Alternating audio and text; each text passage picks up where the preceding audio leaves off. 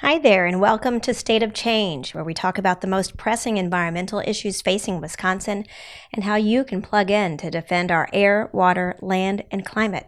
I'm Amy Barrilleaux. State of Change is powered by Clean Wisconsin, the state's oldest environmental organization, your environmental voice, since 1970. So it's food season, also known as the holidays, and what you choose to put on your plate actually has an impact on the world around you. Agriculture is not only big business across the Midwest and especially here in Wisconsin, it's also a major source of water pollution in Wisconsin and a major and growing source of greenhouse gas emissions.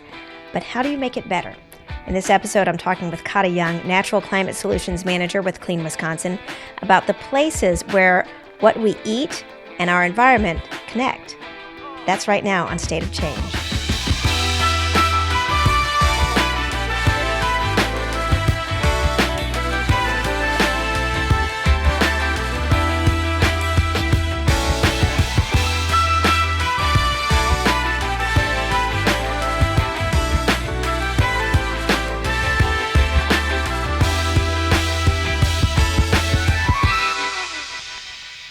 I'm joined by Kata, Natural Climate Solutions Manager with Clean Wisconsin. Thank you so much for being here. Thanks so much for having me, Amy.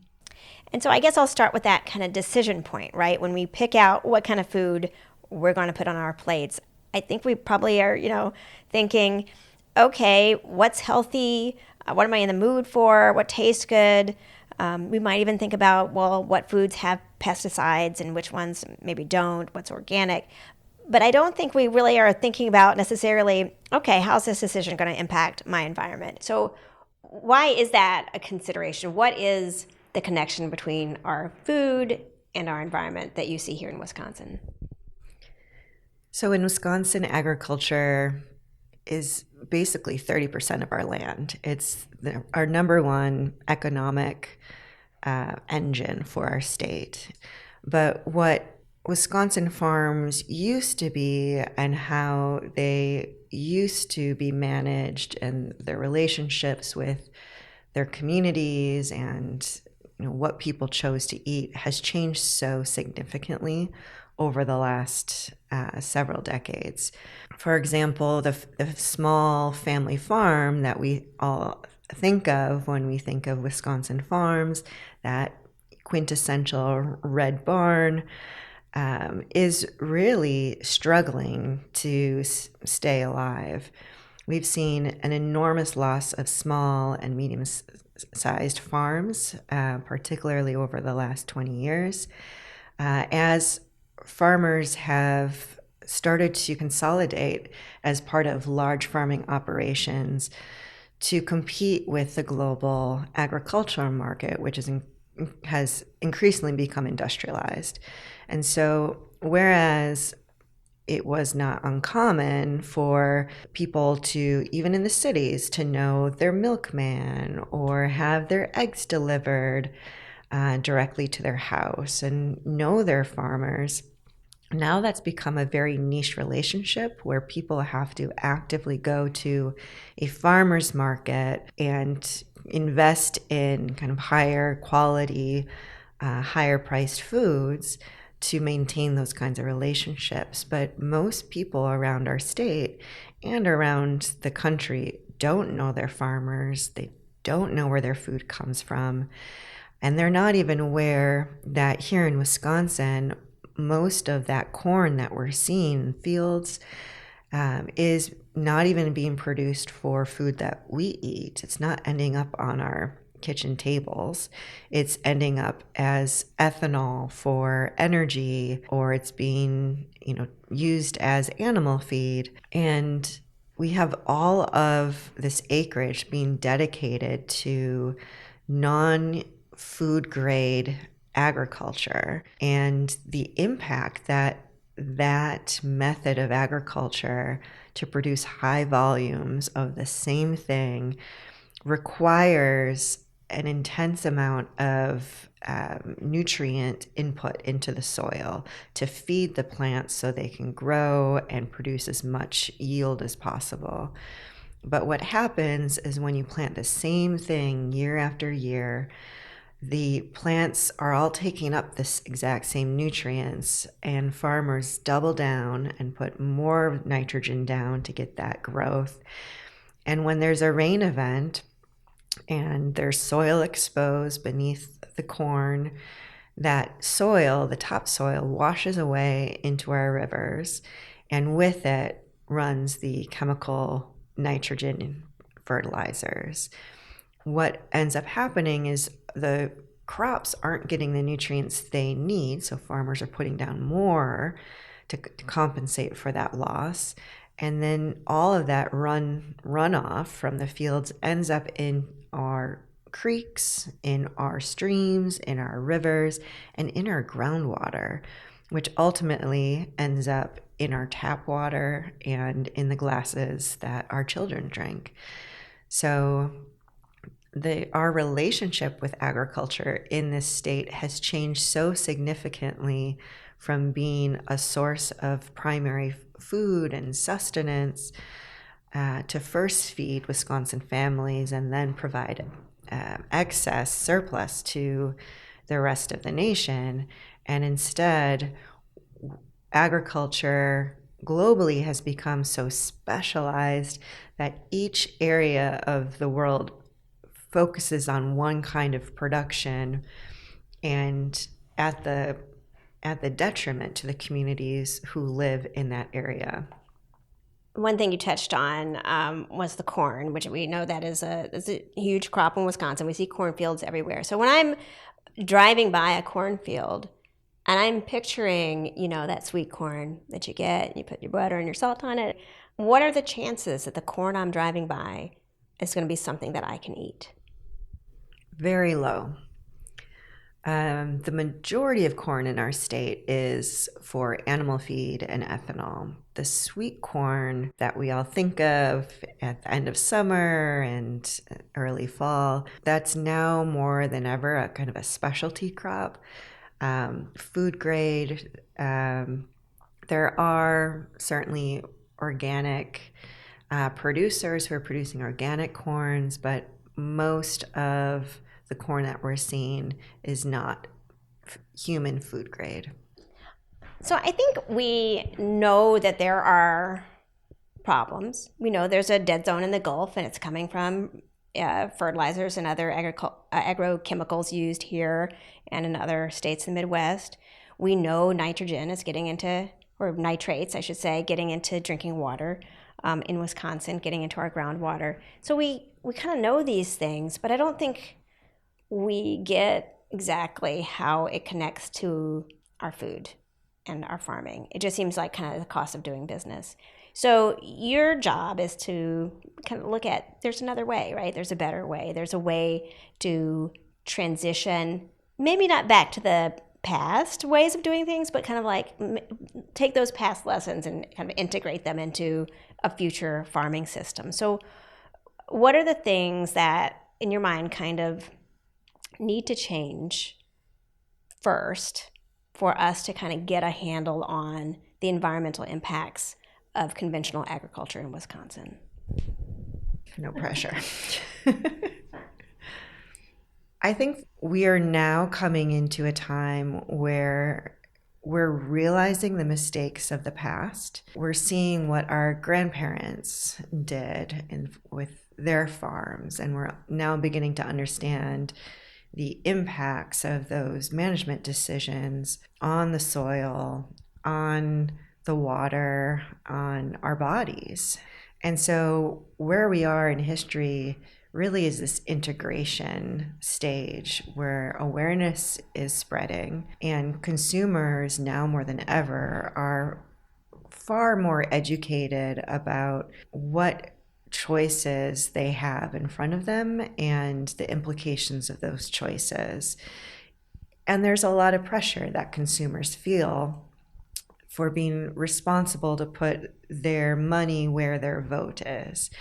And at the same time, food companies who are sourcing from Wisconsin growers and are providing all of the processing and packaging for retail, for consumers, also feel pressure to compete against prices that are set globally and to stay afloat. And farmers are struggling to continue to produce food at the rate and the quantity that we need with the demand and still receive a profit of any percent from their efforts.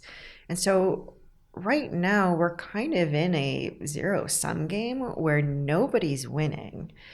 And the only way that this can begin to change is first for awareness to build. In a lot of cases, because crops like in Wisconsin have been produced using conventional industrialized methods, there's a real cost to the farmer in changing methods. There is a risk in changing what has been done for 4 or 5 generations to doing something new. And those changes can't all happen all at once. And there needs to be some kind of protection mechanism for farmers that rewards them for increasingly applying better land management practices to their productive systems. So we're all kind of shifting together, and at the same time is this urgent need to address our climate emissions. How do we sync the needs of our climate, the needs of our communities to reduce the worst impacts of climate change and build resiliency in our agricultural practices so that we can protect our rural communities, we can protect our land, the source of our state's economy. How do we move all these pieces together in a globalized agricultural society?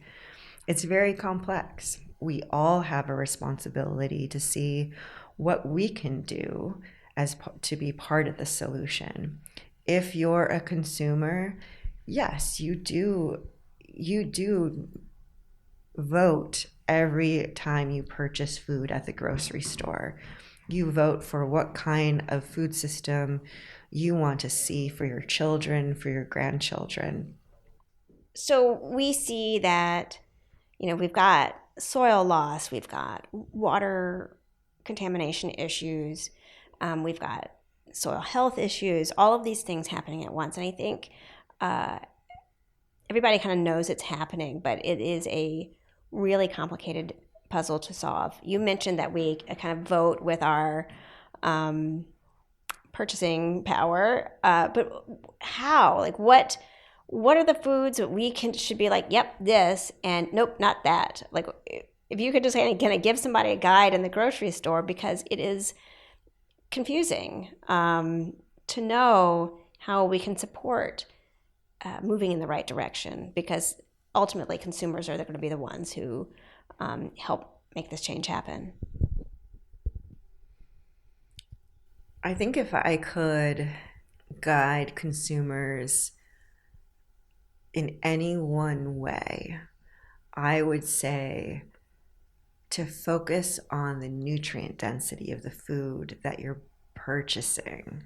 Okay, so what? So you know how in grocery stores there's on the very edges of the grocery store is where the produce is, and the meats and the frozen sections, and in the very center are all the packaged sweet, salty, highly processed foods.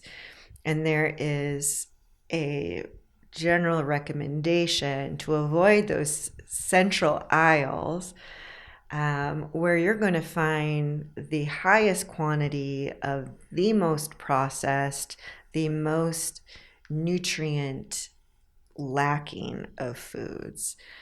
And what those foods, especially the high sugar and high salts, do is they make us want to eat more, but we're not actually getting any more nutrients out of it.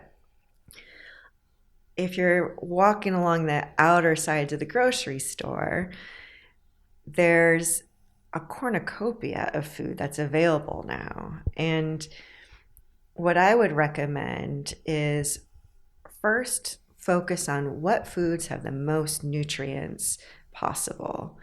And of those foods,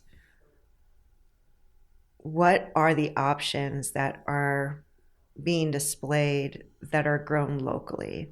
Because then you'll know that the more nutrient dense a local food is, the more nutrients are going into the soil. There are so many different labels and certifications these days that it makes it very confusing to navigate. And, first and foremost, I always look at the year's new listing of the Dirty Dozen. Those are the 12 fruits and vegetables that have the most herbicides, pesticides, the most contaminants that you could possibly get from a fresh fruit or vegetable.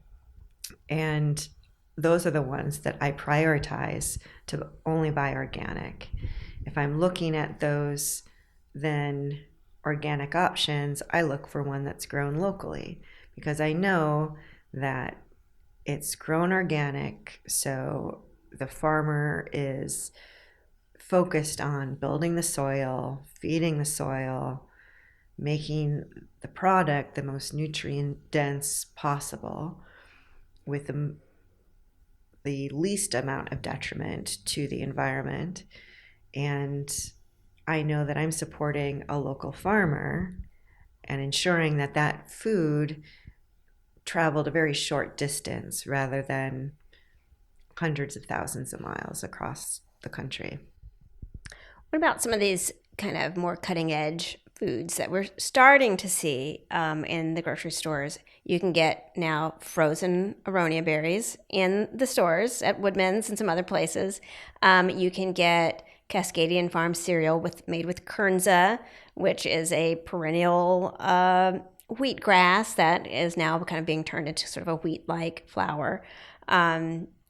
You're seeing some Wisconsin, Midwest hazelnuts out there. I think Metcalf's has some of their products. So we're starting to see these,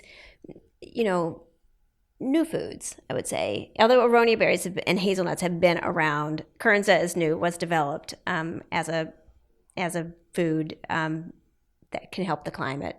So what's kind of the purpose of these new foods, I guess, in the landscape of what we're talking about? Well, all of these foods you mentioned are some of the most nutrient dense foods that you can find in the grocery store. Aronias, for example, have more antioxidants and anti-inflammatory markers than even acai, which was recently such a popular health food. And aronia is native to Wisconsin. In fact, is probably growing in your or your neighbor's backyard as an ornamental or as a privacy screen because it's so tolerant to a wide range of conditions and is one of the most important superfoods we have available right in our backyards.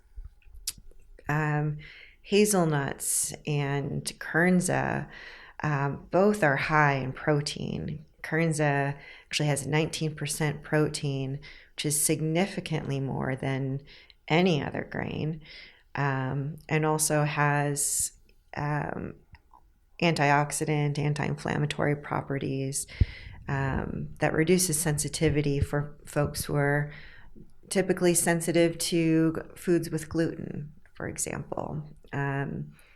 Kernza has low glycemic levels. So, these are kind of what I'm talking about when I refer to these nutrient-dense foods. And how do you know they're nutrient-dense? Well, chances are, if they are kind of standing out,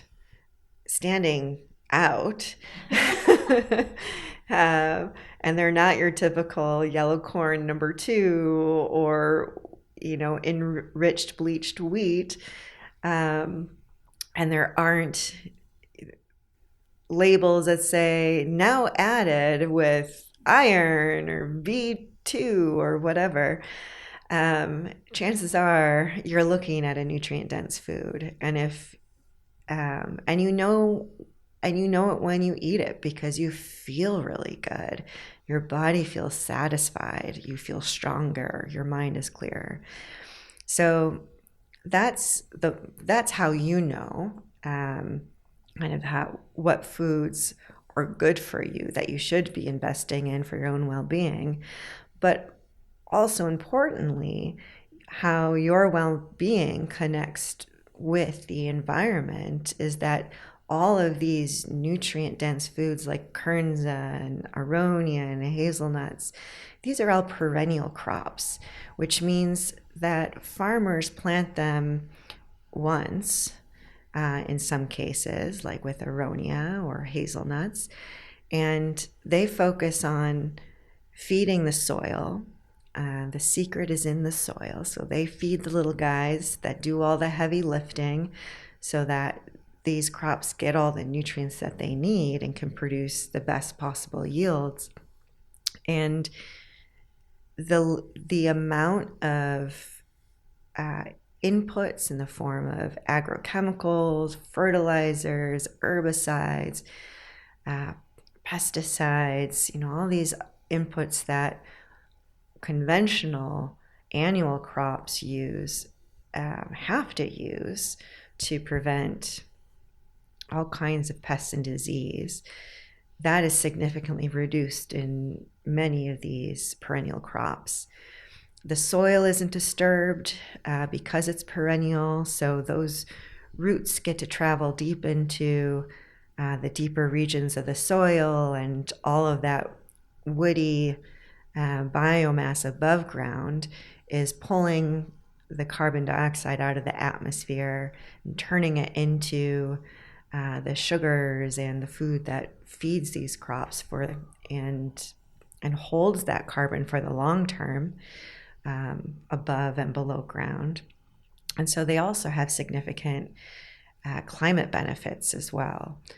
They're perennial, so they aren't disturbed nearly as much as annual systems, and it results in a much more stable, low intensity agricultural food system that benefits the farmer, the land, local communities, and the well-being of the local communities and consumers who purchase these high nutrient foods landscape.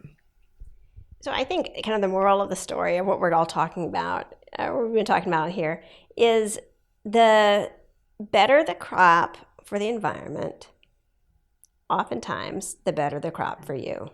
Like the better the system, the healthier the soil, the healthier the plants are raised or the animals are raised, can translate into a better quality food, healthier person. Yeah, I would agree with that. That's basically what we're saying. Well, thank you for all this advice and the insight, I think, into how our agricultural systems connect with us, with our bodies, our health, and the health of our environment. I really appreciate the conversation today. Thanks so much for having me, Amy. For more information on climate and water-friendly foods taking root right now in Wisconsin, log on to our website, cleanwisconsin.org. I'm Amy Barrilleaux, and thanks for listening to State of Change, powered by Clean Wisconsin.